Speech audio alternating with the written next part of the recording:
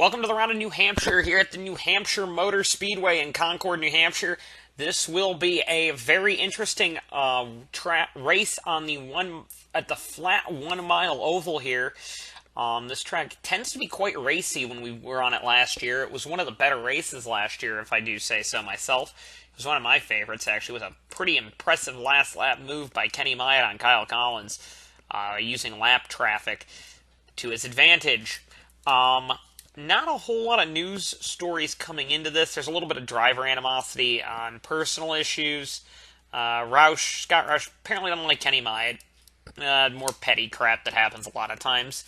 And I don't think Kenny Myatt likes him very much as a personal thing, because Kenny Myatt doesn't like a lot of the new drivers, if you haven't figured that out yet.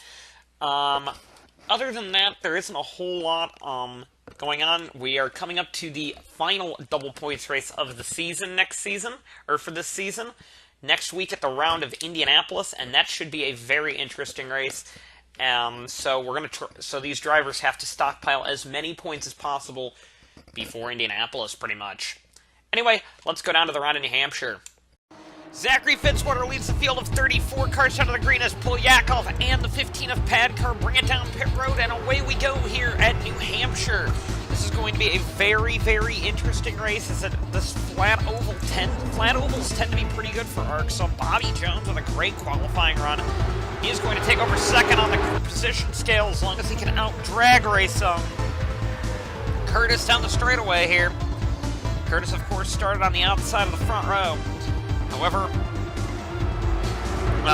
Fitzwater is definitely going to lead the first lap of this race, as here comes both Polyakov and the 15 out of the pits.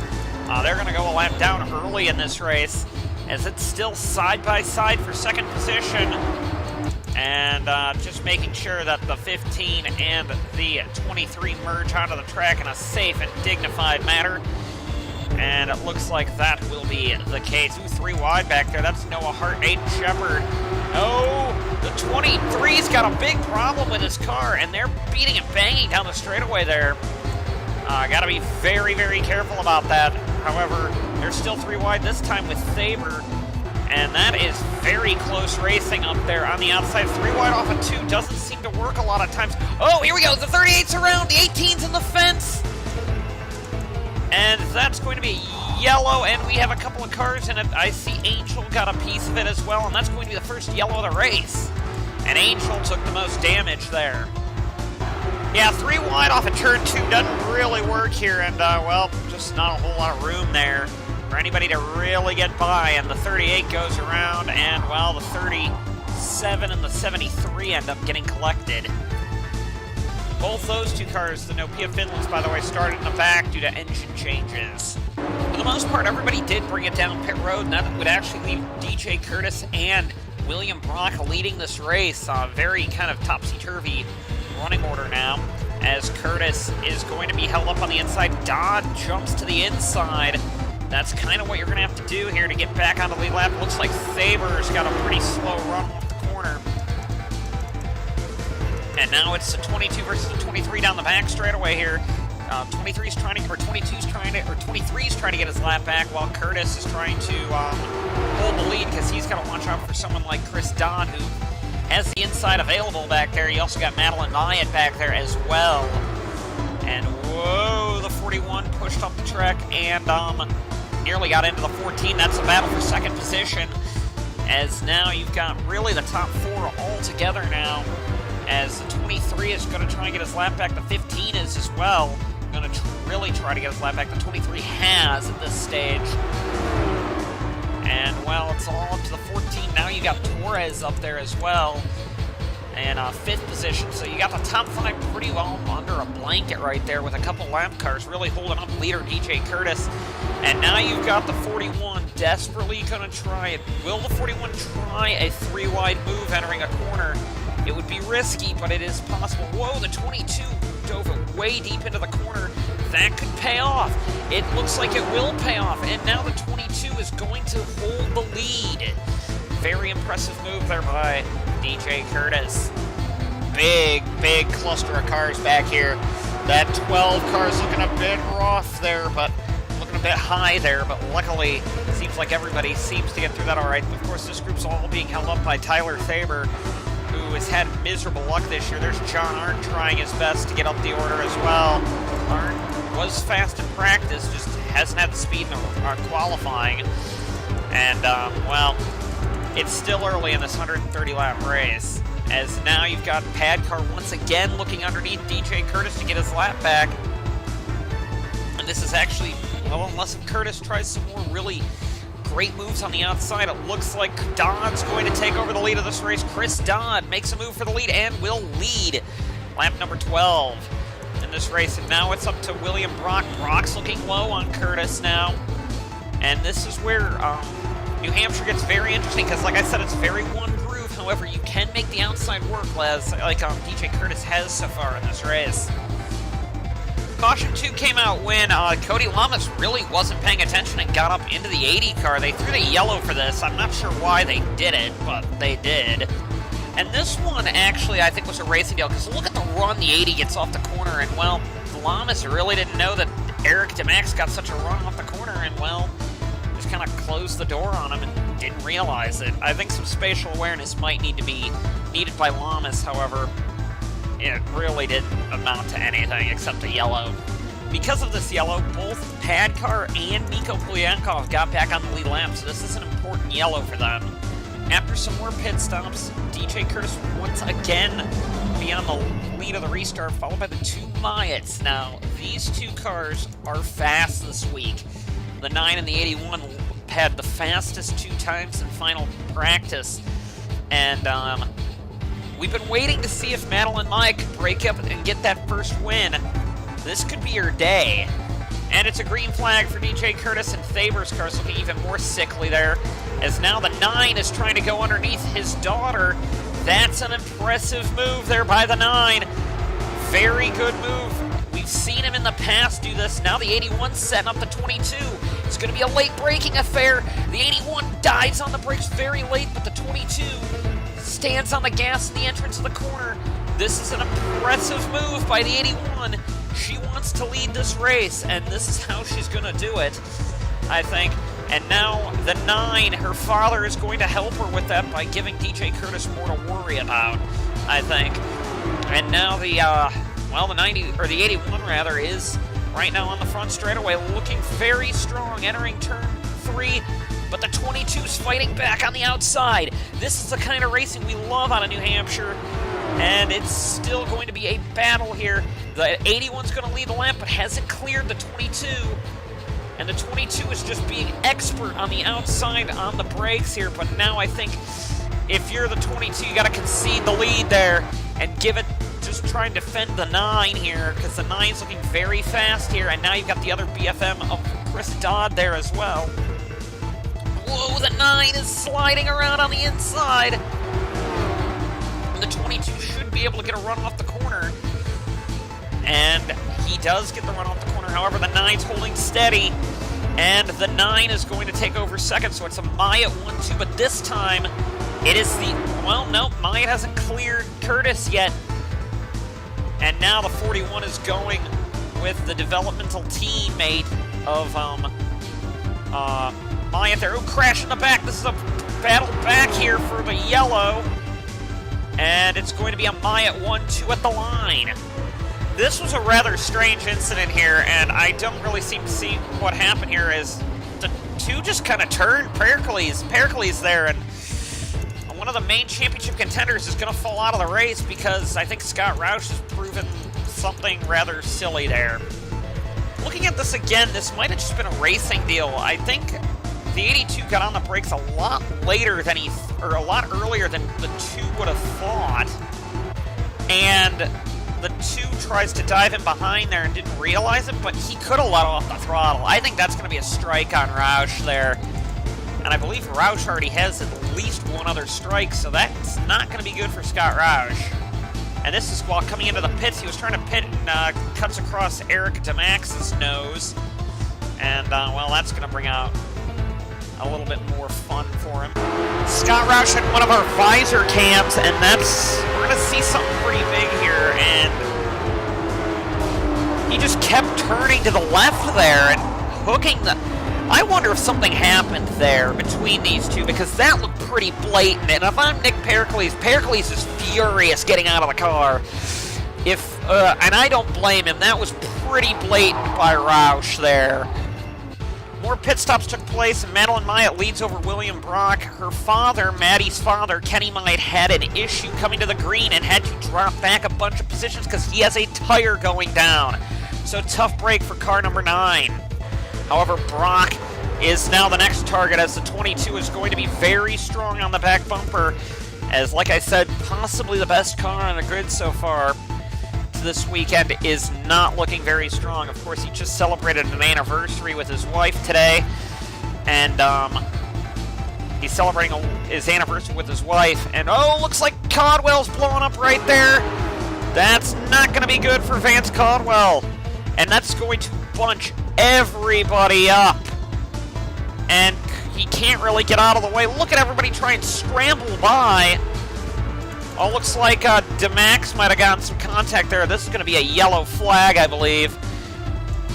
And no yellow yet, because nobody's on track near it. And, oh, yes, he did get to the inside. He got the car just enough power to get to the inside, but that really spreads out the field as the 81 is gone.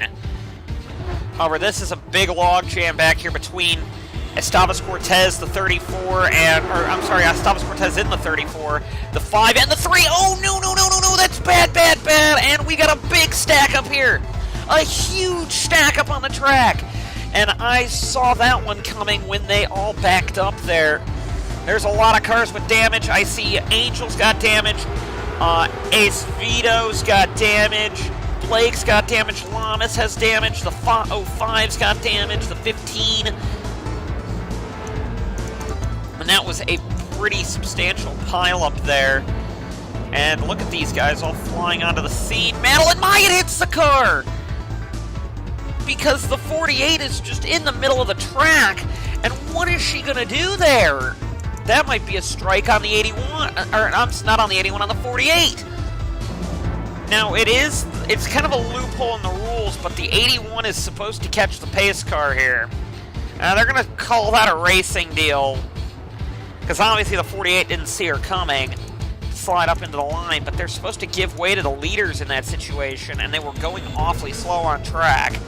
So yes, the 3 car just came up into the 5 and the 34, and around everybody goes, trying to avoid the wreck. Man, is that Becca Moss with a great avoidance, or is that Davidson? Yeah, no, that was Moss with the avoidance there. What a great move by Moss. Madeline Myatt initially didn't think she had a problem with her car. However, she is going to bring it down pit road coming to the green. So, oh man, the 2 Myatts were the 2 fastest cars on the track, and they both have had issues where they're both going to need to pit. So William Brock is going to lead the field back to the green. Madeline Myatt didn't qualify well, though, I must say. But away they go again. On the restart, Brock leads over Torres. And we got a lot of slow cars on the track. Looks like Kenny Myatt's being held up by, I believe that's Tyler Thaber.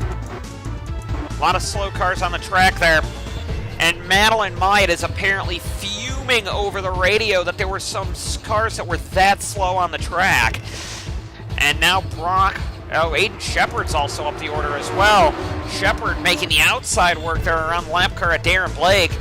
Great move there. Oh no, don't try another crazy move down there with Cole Baker and Eric Monaco. You don't really want to do that. Madeline Myatt would rejoin the race up yet 1.5 laps down. And we've got another crash on track. Pad car, or Cody Lamas is having a lot of issues with his car, and Pad car, well, he comes down on Pad car there, and well, around goes Lamas.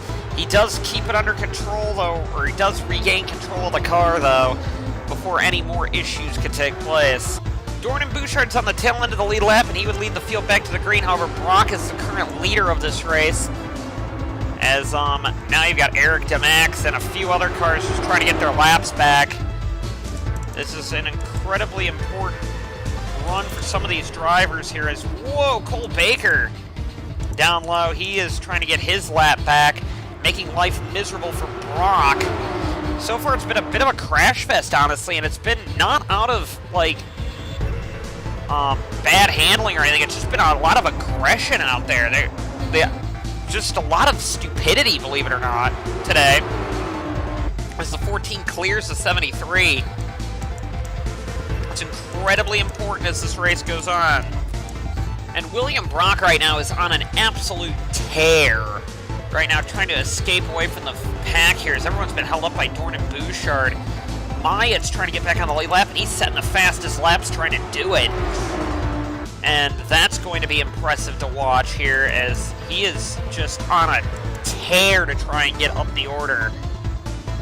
Props right now to Aiden Shepard. Aiden Shepard is doing a very good job, and also props to Becca Moss. She's running top 10 in a Minervini. I can't say enough. I guess a lot of people don't like her for reasons that I can't explain, but Moss is talented, very much talented, deserves a good ride on the grid. I'm sorry, she does. Granted, she's losing positions to faster cars than her, but like, here comes Baskinger and Hart. I mean, those two are two of the best drivers on the grid, and she's racing with them. Sebastian Torres is trying to get by the lap car of Darren Blake. This is the second place car. This is Torres. Third is actually Kyle Schock Jr., who's having a pretty good run today. We haven't seen much of Schock this year. His Audi teammate is the lap car here, and he was trying to hold up Torres a bit here. However, Myatt and Blake are battling for position right now.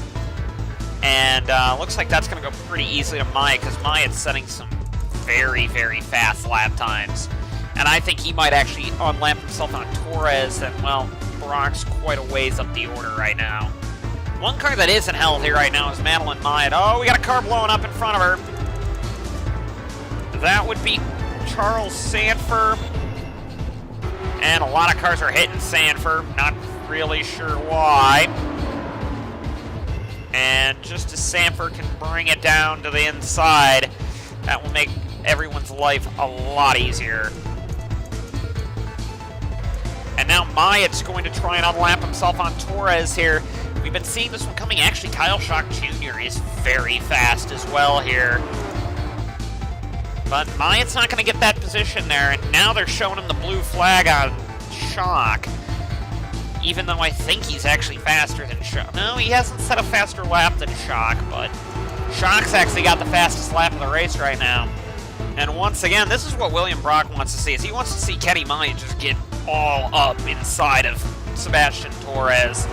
Brock is gone up there, if you could see, and, well, Myatt's just being an absolute nuisance for Torres. However, Myatt legit has a complaint with Torres, because Myatt can get his lap back on speed, I think.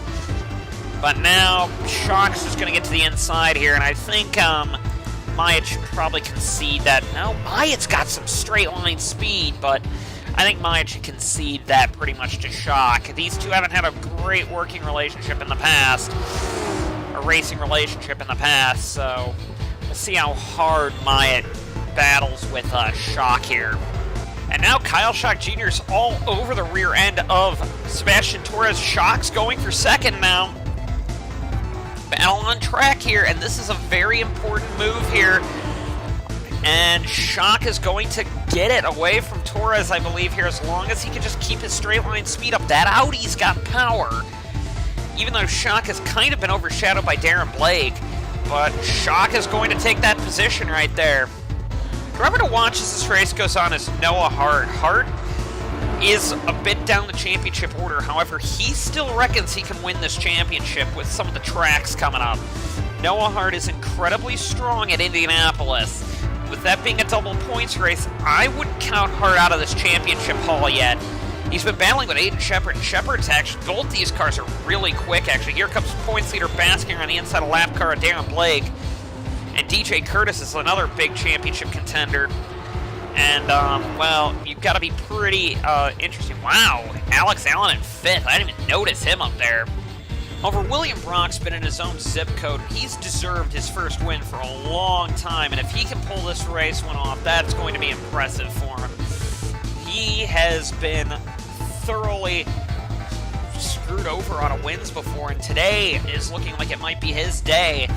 So we're approaching halfway. There's still a long way to go, and we're probably going to see another caution as this race goes on, but So far, it seems like this race has calmed down as he's catching Tyler Saber. And ooh, wow, if he was going to try that move, then maybe he was trying to throw away another victory. And now William Brock is going to make a move on Saber. Saber is going to be a problem when the pack catches him, or when the majority of the field catches him.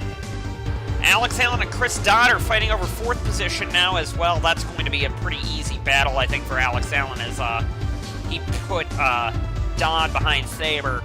And Saber is incredibly slow on the track. It actually looks like Torres on older tires is catching Kyle Schock Jr. Kind of a hard move to make here, though, as we are now at the halfway mark of this race, as Brock is thoroughly dominating. Alex Allen would actually get underneath Sebastian Torres now, as Schock has kind of distanced himself from Torres. This is for 3rd, of course, as Allen is going to, I think, get that spot. Allen's on a charge here. His teammate is, of course, dominating this race as Madeline Myatt goes another lap down. She was the fastest car on track for a while, but that rather silly incident there put her in issues, and we're hearing that Scott Roush is going to get a strike for his little incident there early on, and I think that's rightfully so, because that was one of the... He's blabbing on about the personal lives of other drivers, and then he does something stupid like that in the race. I mean, that's not even classy, dude. Now Chris Dodd and DJ Curtis are getting by Torres as well, so Torres not looking as strong as he did a little bit ago. And there's Jake Baskinger battling. Of course, Myatt's a lap down, of course, but battling quite hard here with his championship rival here. He should gain quite a few spots on his rivals, though. However, it's time for green flag pit stops. Whoa, there was almost contact there between Cortez and Vincent Allen there, as it looks like pretty much everybody is, for the most part, bringing it down pit road as Brock leads this race, or was leading this race. We'll see what happens. He pitted a lap sooner than everybody else. And this is just going to be a very interesting pit stop strategy, I think. And here comes William Brock now. We're going to see where he is in comparison to his rivals. This is a crash on pit road. Some contact back there on pit road, and just Brock has opened up such a massive lead now. There he is on the front stretch, and there you see Schock down in turn 2, really. And, well, that's a pretty big lead. Actually, Baskinger picked up a couple spots on Torres and Curtis there. Kind of just shows, whoa, Torres forces Curtis way wide there. Noah Hart also gained a couple spots. Well, Kyle Bisceglia was the car that had damage from pit road. Bobby Jones was another car that got damage on pit road, and he's about to go a lap down. He had a very good start to the race going. I think he was the one that got into the 6th. And, well, you can see his front end got caved in a little bit there. And, well, Brock is just picking people off left and right, and Arndt's about to go a lap down as well. So John Arndt is going to get saved here as the 15 car has taken, or is going to take the yellow flag this time. I believe he will get saved. And that is a good thing here for John Arndt. Now, everyone behind Brock pretty much on the lead lap. Well, not everybody, but a good deal of these cars have decided to pit. Schock didn't, Cortez, or Allen didn't, Noah Hart didn't, Curtis didn't, and Bisceglia didn't, along with Fitzwater, but a bunch of cars did, like Shepard, Dodd, Torres, Vincent Allen, and Jake Baskinger. They're all thinking that there's going to be another car, or there's some of the guys that stayed out on track are thinking there's going to be another caution. However, this is going to be a very aggressive restart, I think. And on the restart, William Brock would get a pretty big start over Kyle Schock Jr., and a couple other cars would sling to the inside. That's Noah Hart and Alex Allen would go to the inside here. And nobody knows how fast Bobby Jones really is as a lapped car. As now Kyle Schock Jr. is all over the back of the 14. This is the first real test the 14's gotten all day, as everybody's seemingly stuck behind Thaber here. Who, the Great Wall of Thaber is being a bit of a nuisance. And Kyle Schock Jr. in second position is looking very strong over third. Alex Allen, and now is looking incredibly confrontational with William Brock, as DJ Curtis and Noah Hart are really going at it as well. Jake Baskinger, the points leader, had a tire go down, and now he had to come on pit road, so now he's a lap down, battling with Myatt. So, oh, the championship, just, Baskinger was looking for a good points day, and now, I don't think it's going to happen here for Baskinger. He's way down the order now, and that's going to be a big, big gas for him. St. Davidson at 9th, by the way. Good run for him as Myatt now is battling with Cortez, and Myatt's actually in front of Baskinger on track. Remember, Pericles is out of the race as well, so these guys were all really close in points, and now they're not going to be much of a difference today either. The top three are all together as Alex Allen has now slowly but surely been catching the 86 and the 14. Remember, 2 Cathnics Porsches, they haven't done hardly anything this year. Also, you've got DJ Curtis and Noah Hart back there, along with now Vincent Allen, who is a lap down, by the way. I made that mistake. And now Kyle Michelia is also up there as well. There's Fitzwater, Myatt's a lap down. Rowe, and now Baskinger's really going to try and get Myatt here. That's for championship points. Alex Allen now is diving underneath the 86 of Shock Jr. to take over second position and make this a Porsche 1-2. This is an incredible good race here. Oh, there's some pretty aggressive racing in the back. Michelia's around, Myatt's around. And that could be Myatt's third strike. I have to take a look at that. That might have just been Myatt's third strike there, if that was something as bad as it looked. Well, looking at it again, I don't think I seem to think where Myatt could have done there. Myatt seemingly held his line, and well, it was opportunistic, but was it strike-worthy? I don't know, honestly. I mean, really, Baskinger put them in that situation, and well, Myatt just was kind of there with the momentum, and he's not going to back off like that because he was battling with Baskinger, so I don't think that's going to be a strike. However, I'm sure there will be all kinds of controversy about that.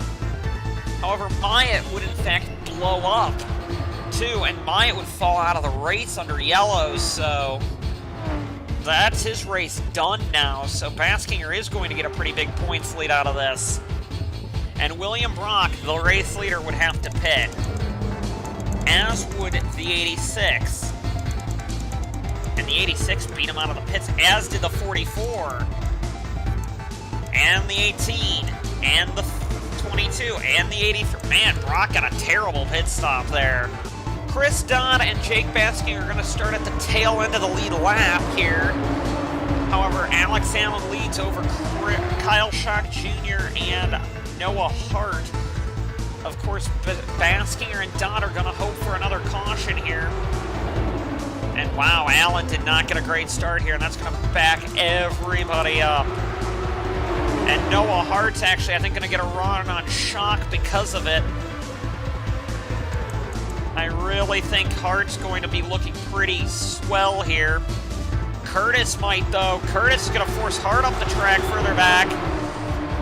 And now this race is getting very interesting at the front of the field. Shock slides into line with Allen. So maybe this doesn't look as good for Noah Hart as he's stuck on the outside now. Allen now is being held up by Cortez. And well, Shock's just got to do his best to hold Hart behind him as Hart's trying to deal with lap traffic. And now Alex Allen's trying his best here to get away with something, as there's not many laps left here, and Shock's having all kinds of problems getting by the 34. However, Noah Hart would get by Kyle Shock Jr. with the anticipation of trying to run down the 44 car. The 44 is trying to open up a lead like his teammate did, and Noah Hart's job is to not let that happen. And even though there are 2 cars in between Alex Allen and Noah Hart, 2 of the old-timers on the grid, 2 of the oldest drivers around. Of course, there's a big gap between these 2, but in comparison with everybody else, they're 2 of the veterans on the field. Bouchard and that is Darren Blake in between them. And Hart has been very strong, but clean air is very important at this track, and, well, Allen's really reveling in it. Noah Hart finally cleared those 2 lap cars, however, here there's a big lead up from Alex Allen, over a second now, and it's all up to Noah Hart to try and catch him in under with just 15 laps to go. It's all up to Noah Hart to catch him as Fitzwater and Torres have gotten by Shock. Brock's a man on a mission. Shepard's a man on a mission as Curtis is falling back. However, Alex Allen would continually pull away from Noah Hart as he used up a lot of his tires to get by those 2 lap cars. Fitzwater, Brock, especially Brock for that matter, and Torres are all catching Noah Hart now, and Hart's just got to hold on to second, I think, and I think Alex Allen's going to walk into this one at this rate. However, Alex Allen, with only a handful of laps to go, has to deal with the worst thing that can happen at this track, and that's lapped traffic as he has to deal with Faber. He gets by Faber all right. We saw Kyle Collins lose the race this way last year, however, I think Alex Allen's got such a lead built up, it's not going to matter. There are 2 more lap cars in front of him, however, I don't think it's going to be much of an issue for him. Vincent Allen and Jake Baskinger. As now Brock is all over the back of Fitzwater trying to get third away. Brock had this race. He had it, and the pit crew let him down. It's now the white flag for Alex Allen, and he is actually going remarkably slow here as they're trying to deal with the slow car of Vince Freeze, and this could be big for the championship. Vincent Allen has gotten by Jake Baskinger. However, it is, Baskinger with a problem coming to the line. That's big for the championship, but today's day is all for Alex Allen. Alex Allen wins the round in New Hampshire. Noah Hart brings it home second position. Third's going to go to Fitzwater. He holds off Brock there, and will Baskinger be able to cross the finish line? Yes, he does. So Alex Allen is your winner today. Noah Hart second. Third goes to Zachary Fitzwater. Fourth to William Brock. Fifth to Sebastian Torres. Sixth to Aiden Shepard. Seventh to Shock. Eighth to Curtis. Ninth to Davidson. Great run by Davidson. 10th to Rowe. 11th to Arndt. Arndt really didn't show up today. 12th to Chris Dodd. 13th to Vincent Allen. 14th to Bouchard. 15th to Blake. 16th to Lamas. 17th to Monaco. 18th to Jones. 19th to Cortez, 20th to Baskinger, 21st to Freeze, 22nd to Faber, 23rd to Baker, 24th to Bichelia, 25th to Maya, 26th to DeMax, 27th to Moss, 28th to Padcar, 29th to Madeline Myatt, 30th to Sanford, 31st to Polyakov, 32nd to Ace Vito, 33rd to Angel, 34th to Caldwell, 35th to Roush, 36th to Pericles, and 37th to me, who accidentally bumped the drive button. And I had to retire, because I didn't want to cause anything in this race. Let's go down to your points. So Jake Baskinger's your pole sitter over Kenny Myatt by 13 points. However, this is huge. Kenny Myatt is gotten his third strike, so therefore Myatt is going to be barred from competing in the Indianapolis 250. There will be another driver in car number 9. And this is going to be huge because he's a championship contender and he's missing a double points race. This was not the race you wanted to screw up in. But Myatt did. Kind of a harsh strike there, but apparently they're going to give him one. Nick Pericles third, DJ Curtis fourth within striking distance. Now Rowe is within striking distance. Alex Rowe is. Charles Samper within striking distance. And Chris Dodd is the first car technically one race out. However, with this being a double points race, Madeline Myatt's within striking distance next race. Padcar's within striking distance. Torres is in striking distance. The first car out of that is Sean Angel. Noah Hart gained a bunch. Aiden Shepard gained. Darren Blake, William Brock, Scott Roush Jr. got a... Scott Roush Jr. Scott Roush definitely is getting a strike from that, we've heard. I don't know how many strikes he has, but if he has 2 strikes and getting his third, he won't be running Indianapolis either. Kyle Schock Jr. Had a good run going there, but fell off late at the end there. Cole Baker, been disappointing lately. Alex Allen gained 9 spots with his win. John Art lost, or actually gained 3 with that, I'm sorry. Bobby Jones gained 1. Kyle Bisceglia, Tristan Wilhoit is down more. No one's picked him up yet. Becca Moss loses 3. Cortez, Davidson, Monaco, Lamas, Polyakov, Ace Vito, Bouchard, DeMax, Caldwell, Freeze, Thaber. And as we keep going down, Ike Durbin, he is starting Indianapolis, as is Ryan Griffin. Zachary Fitzwater, gaining a bunch since he's actually made a couple of starts in a full-time car. Vincent Allen, Lowenhurst, Nick Mace. Mace is supposed to start Indianapolis, however, he might end up being in the 9 from what we've heard. Or it could be Jacob Hart. We're not sure who's going to end up getting the 9. Sean Perkins, Ethan Moore, Kenny Snyder, Benjamin Dover, Barakated, Lethinen, Dawson, Brazenkov, Kuznetsov, Hart, Jacob Hart, Erzan Zuman, Bekov, Barker, Shallerat, Fordale, McGee, Maki, Fremont, Stotska, Aaron Perkins, and of course the Becca Haddock's name that is really Becca Moss. The name's just on there. So with that being said, Indianapolis 250 is next. And with, like I said, Kenny Myatt not in this race, this could be huge for someone like Jake Basking or Nick Pericles to gain a lot of points on him. With that being said, we'll see you at the Indianapolis 250.